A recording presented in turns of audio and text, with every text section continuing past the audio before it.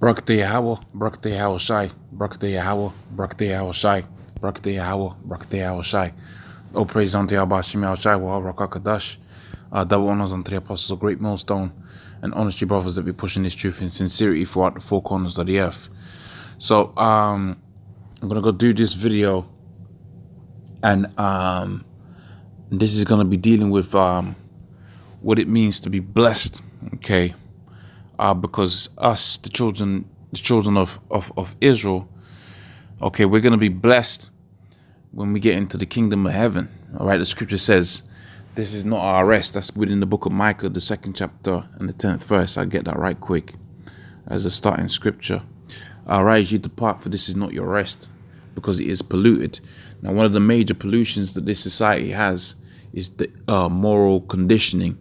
All right, this is a very morally decayed society where basically everything that's anti the scriptures is allowed to happen.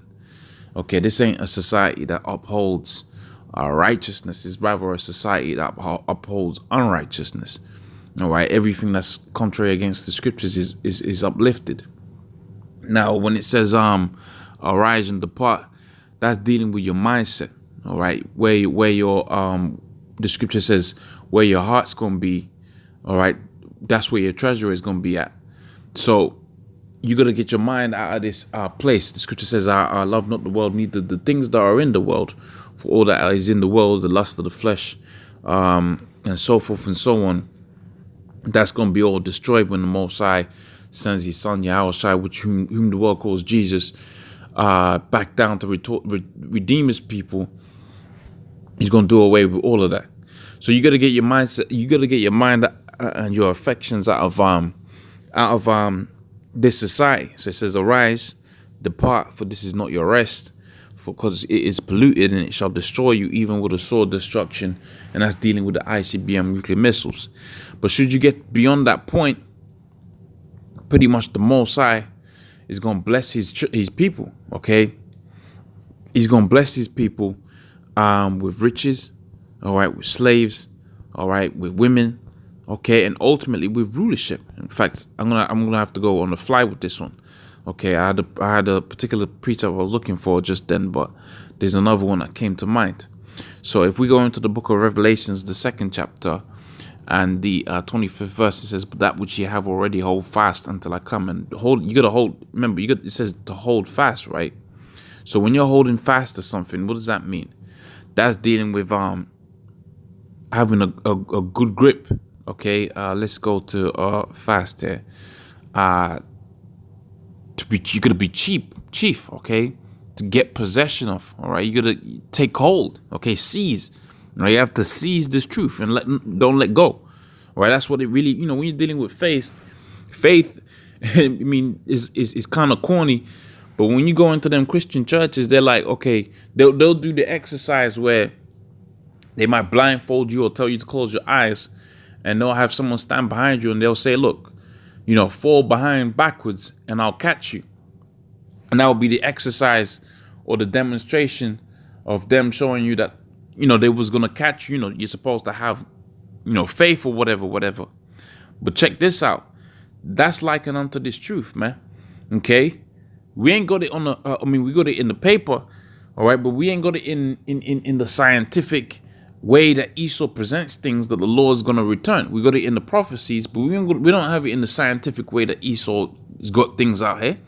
We got it in the faith-based way. Okay, we don't have this a promise of when the Lord's going to come and how he's going to go about and do things in a way that's written out in such a way that this world is going to be like, oh yeah, that's cool. Right, this is a thing where you gotta believe that Yahweh Shem Yahweh Shai is gonna take care of you, and that's where I was make this statement. It's a thing of faith, all right, and that's why it says what hold fast unto it, because it could slip away right through a lack of faith. Okay, so it says there, but that which you have already, hold fast until I come. And the scripture talks about how having if you have the or if you commit the sin of unbelief. All right, any brother, if you know what that scripture is, that would be a good scripture to post in the chat. I forget the exact wording to search it out, and I forget the exact citation of the scripture. But the Bible talks about how basically unbelief is like a sin.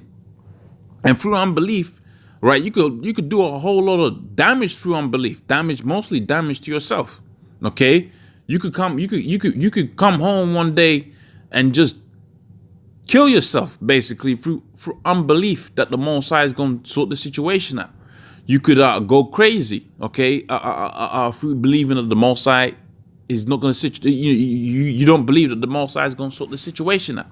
All right, you can go out there to the job and do all kind of madness to your own detriment through what? Believing that the Most High ain't going to sort you out. So there's a lot of things that could come off of a lack of faith. But check it out.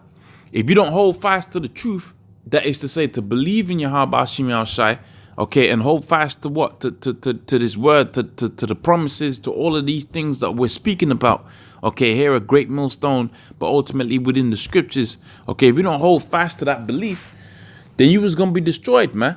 Okay, the scripture talks about how that you're not effeminate shall inherit the kingdom of heaven. This is the point of the video when we're dealing with the blessings, right? Okay, but you ain't gonna be a part of the blessings, at least on the first time round. All right, if you have the thing of faithlessness, of which when you go into the word effeminate, it goes into a lack of faith. And that's why the scripture says the woman is the weaker vessel, because the woman really, she likes things tangible, money, okay, clothes, all right, stature, all right.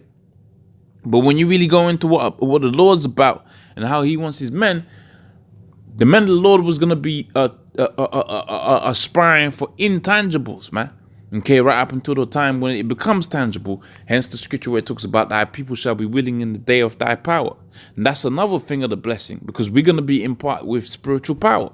Okay, so continuing, it says, but he that overcometh and keepeth my works unto the end, to him will I give power over the nations. Now that's a major blessing right there, because right now, okay, we don't have no kind of power.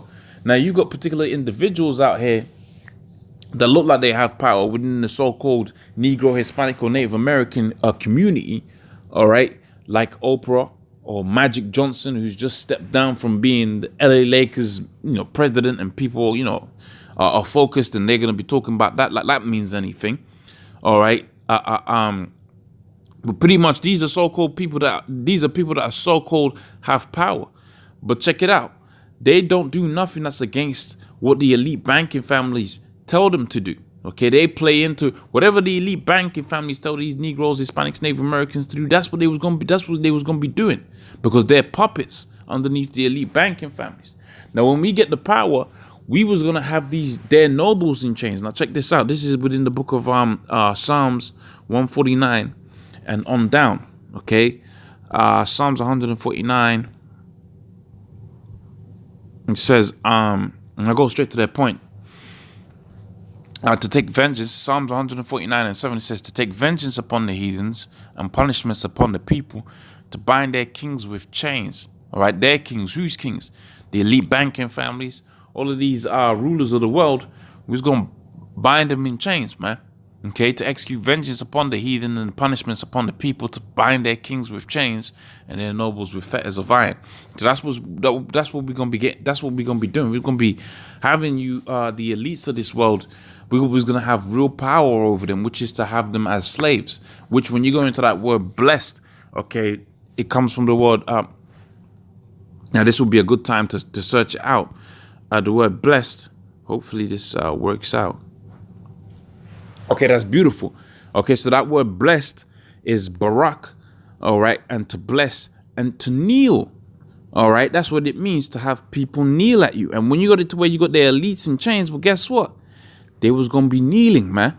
And that's what the blessing. That's one of the major blessings that the Lord's gonna impart upon us as a people when we have when we rule, man.